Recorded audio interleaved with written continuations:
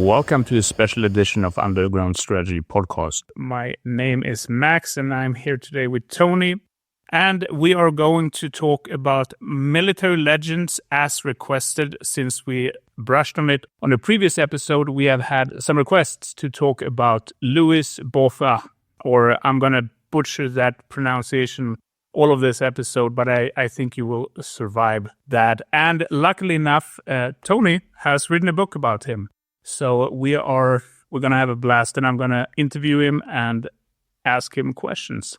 But before that, Tony, how has your week been? The week's been good, Max. Thanks so much. And I think everyone will forgive you for the pronunciation. It's not bad at all. And many South Africans, I'm sure, will enjoy this episode, and we might get some strong views, as Louis Botha is someone that kind of divides opinion a little bit, just because of the history. But we'll get into that in a little bit. But otherwise, my week's been pretty chilled since we last spoke. How about on your end? It has been good, and for the third episode now, we have been recovering, or I hope you have recovered. I have almost recovered, so I'm feeling back in shape again. So it's been all good, and otherwise it's been a lot of work, translation work and writing work and regular work as well. So it's been all hands on deck for me. But to get on to the subject, you have actually written a book about this, right? That's called Botha and Smuts. Yeah, that's right. So I've written it with Ian van der Waag, my co-author. We've co-authored together this book, Botha, Smuts and the First World War. There's also a UK edition called Botha, Smuts and the Great War. And it looks at these two generals and a bit about their background, but it mostly zooms into the First World War. And I know today you may have some questions about what happened before. I know one of your interests, Max, is the Boer War. And that's, of course, a very interesting conflict in itself. And yeah, so this was something that we had put together for maybe the last 4 or 5 years. And then the one version was published in 2023, and then the South African version in just earlier this year. So yeah, very happy to talk to you about it today, Max. You know, I've been looking forward to this episode for a long time, and I'm happy that we're finally here, and we're going to talk much more about this book of yours. I think we might even have a dedicated, small, limited series for that, I hope, in the future. Sounds good. I need to ask you first, and maybe for our listeners, what is the difference between the Great War and the First World War? Because you said the titles were slightly different. It was really just that so I think the terminology of the First World War, maybe there's a whole book on it in itself, but it changed during the course of the war, especially from a Western point of view. And we often refer to it as the Great War, as you well know. I know you're just asking this question for clarification, Max. But yeah, so the Great War is often just a pseudonym really for the First World War, but more accurately in the modern terminology, it should be the First World War. And then in the UK, everyone was happy with, the publisher was happy with Botha, Smuts and the Great War. But then in South Africa, they thought it more appropriate to be called Botha, Smuts and the First World War. So yeah, just a battle of definitions, maybe still ongoing. And I think they also had an eye for the market, what suited it a little bit better. But in this case, yeah, just the same conflict, but just different people calling it different things. And I kind of like that because it gives it a dynamic, and it also takes me back when it actually was the Great War. And it's fascinating how it evolves over time. No, and it was a massive industrialized war. I think we touched on it in our logistics episode. And so, of course, with the massive buildup of weaponry. But you are right. So I have been picked up by people previously, they said, well, the Congo War might have been the Great War in the African context, in the later on in the 20th century. So, the terminology is not always, so I have been picked up in the past about that. But yeah, I suppose, it's there's probably two sides to it, or a few different sides, and no offense intended for anyone. It's just that name kind of lives on at the moment. Maybe 200 years from now, historians will look back at us and say, oh yeah, they were definitely whatever. You know what I mean? I mean, I'm not too phased about it myself. Because a lot of countries, when you go to Asian countries and in Russia, United States, of course, the history is written slightly different for everyone, and I accept that. But I think it's kind of cool. We have these differences, even when we're talking about these great things that we all have more or less the same view on. You know, I have quite a few questions for you because I've been reading your book. I've been reading up as much as I can because it's a hobby project of mine. But can we talk a bit about Botha's early days, early military life? I mean, he wasn't a typical career soldier. He came from a more robust farming background. Can you lead us into that territory? Yeah, and it's an important question because it gives a bit of context to who he was and how he entered into military service, and not a very conventional military, especially in the case of the Boer armies of the day. So Louis Botha was actually born in a British colony in Natal, and then from there he moved. Of course, in the rural areas where he was, it didn't really make much of a difference, but he was born into a life of farming, and that's really what he did his whole life. So he was a practical man, a man of the field, and he had a sense for terrain, and that's something that would come out in his tactics, in his strategy, in his operations, and he's well known for being good with military geography. But at the time, he started out like many other people, doing some farming, and then there was the first, well, we'll refer to it as the First Anglo-Boer War. It was really the Transvaal War, and he had a very limited role over there. But then later on, he went on what we call on commando, and that refers to not the modern idea of commandos, special operations, but this was a group, like a posse of burghers meaning citizen soldiers. So they really are militia who get called out for a specific operation. And what they did was they had conquered a certain area. It was also involved with tribal warfare, and based on that, they had established a new area called the New Republic and claimed that for themselves. So it was this very old idea of conquest and claiming land. Later on, this area got subsumed into the Transvaal, so the Republic of the Transvaal. And that was some of his first experiences. You know, young, he's under the command of Meyer, and that's where he starts cutting his teeth. By the time the Anglo-Boer War of 1899 comes around, he's involved in politics, and he takes to the field as many others. And he slowly starts developing his skills, mostly out of necessity, because what we have there are a lot of old commanders, Cronje, Joubert, others, who were good during the Transvaal War maybe, and they did some good things, but they're really looking for a limited offensive. And what they do is they siege, or they deploy their forces to the borders of Natal, amongst others, but they then look to lay siege to the British forces. It had worked for them before. And the younger commanders and the younger soldiers and men, Jan Smuts in particular, takes the credit for this one and says, we should go all the way and invade Natal and the Cape Colony and take the ports.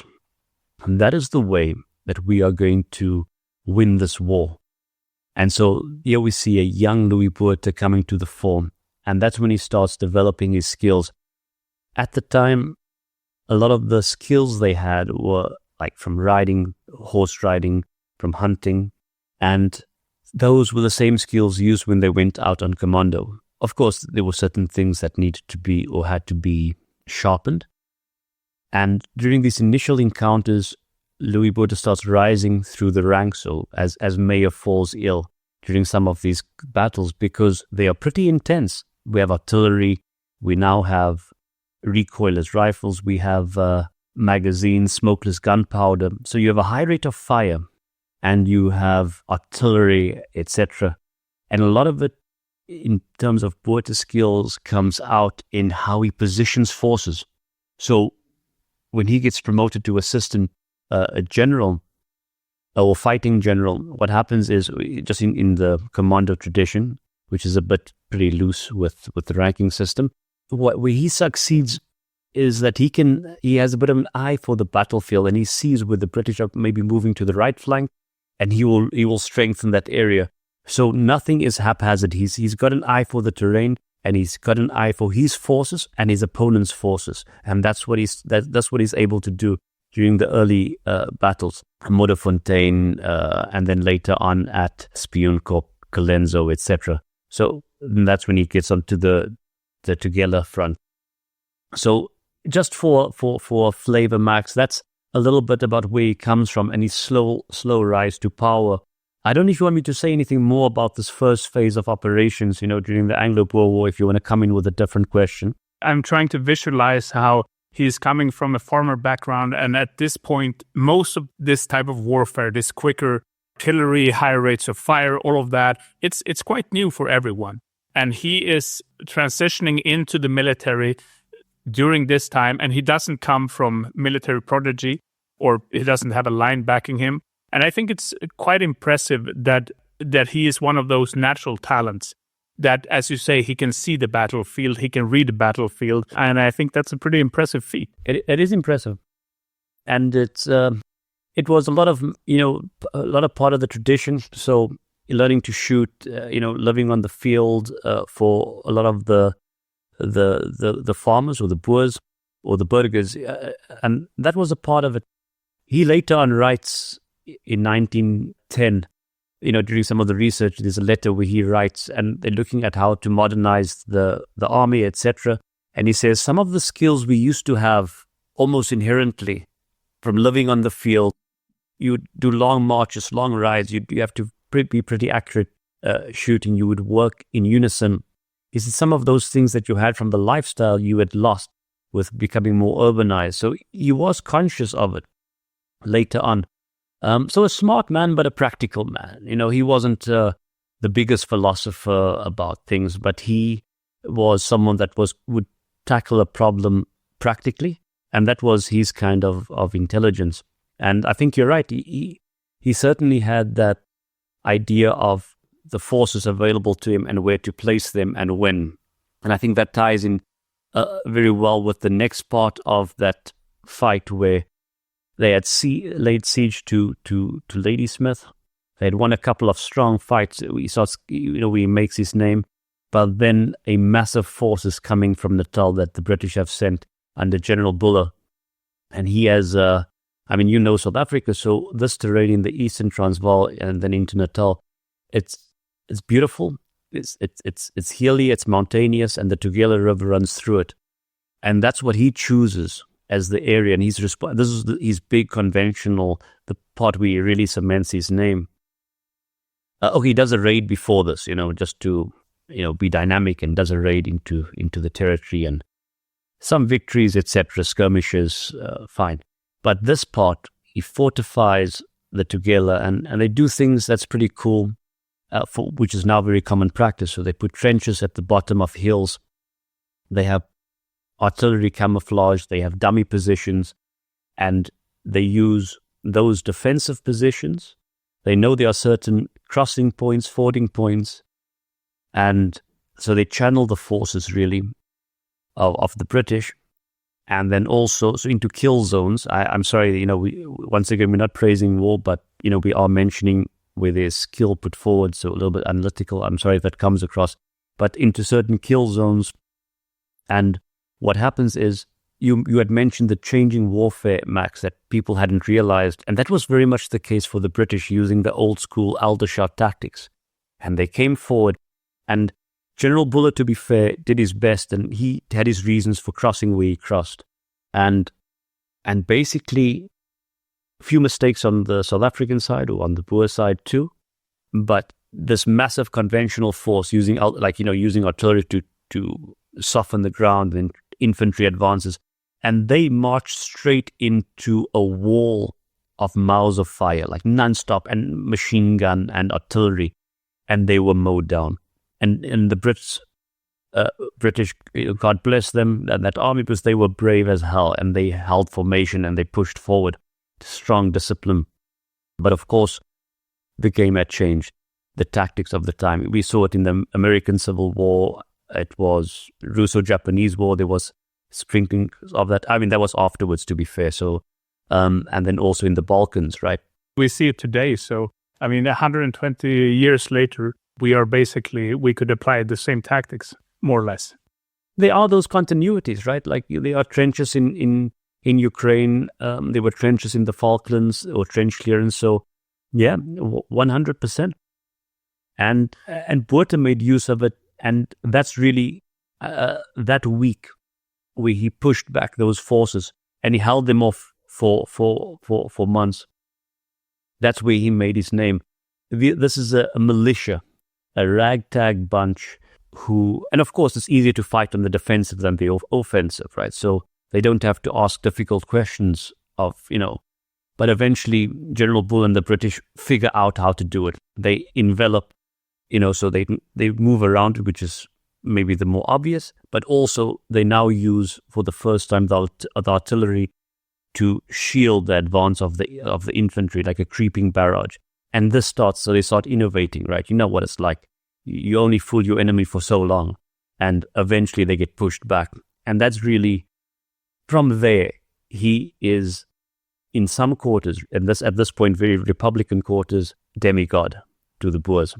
He was a genius in tactics, or he has been praised as a genius in tactics, and it kind of oozes of initiative and the courage to experiment and to do something else. And you could also see what happened to the British, and of course they're gonna catch along. But it was a rough awakening for them.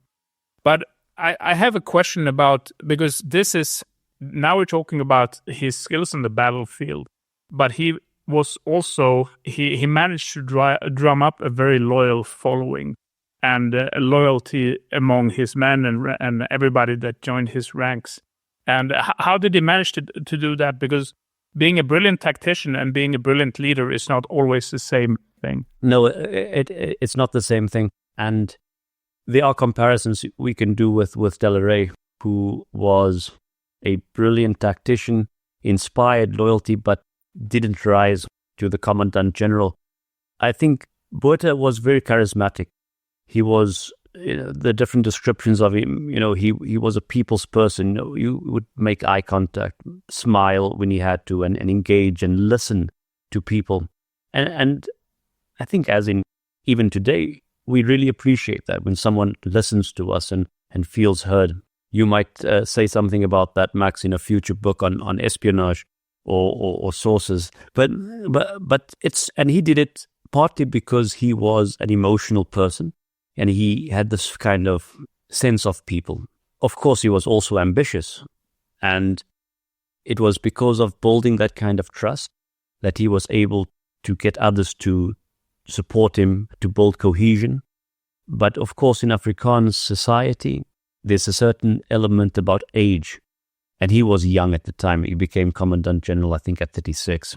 I mean, to be fair, Paul Kruger, the then president, also had done that in different circumstances, but it's young. So in order to get there, he had to gain the trust of the younger commando or the younger burghers, and also politely and respectfully treat all the seniors, So there's stories of him, even if he outranked them, if an older man with a grey beard came into his tent, he would give up his seat for that older man, So he played on these things. It wasn't a formal, disciplined army, but, your uncle that was there and your brother that was there and someone you knew from the community in this area.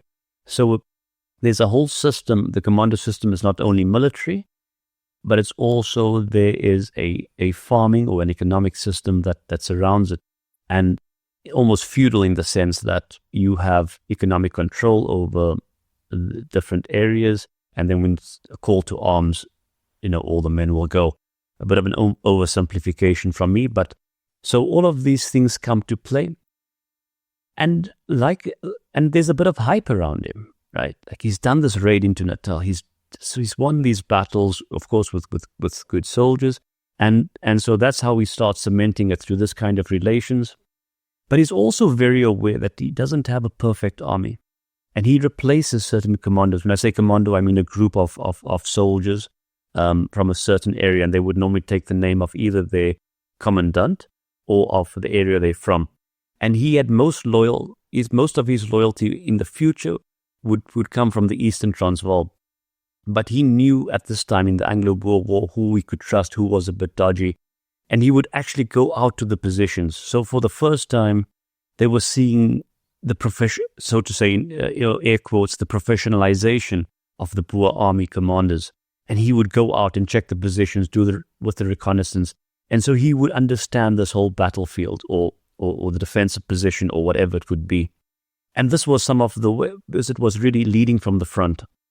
And that's, in short, I would say, how he managed to gain that trust from those around him. Yeah, and you can see here clearly that he needs to be a man of the people, maybe more than other military leaders like today, because of course it's important to have a good connection to the people, but these days we often have a politician negotiating, in between them, and you mostly have to be strong and seem reliable and competent to lead. But in this system, he has a whole financial system, he has his future, and he has his current situation that he needs to not only strengthen on a military level, but also on a society level, more or less, which is, I can see that there's a lot of things to balance here. And at that age also, because you only have this much experience with life as a person. But I can also see after all of these feats that he have done, that he has a bit of a following. He's going to be the rock star of the crew for at least quite some time, and I can clearly see how that's happening. He certainly was the rock star, and I would argue he would have had those groupies up until the day that he died. But yeah, that's we'll get to that, Max. Sorry.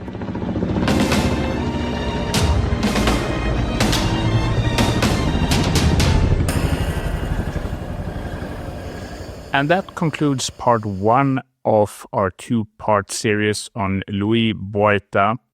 And we will be back next week with part 2. Have a good one. Bye-bye.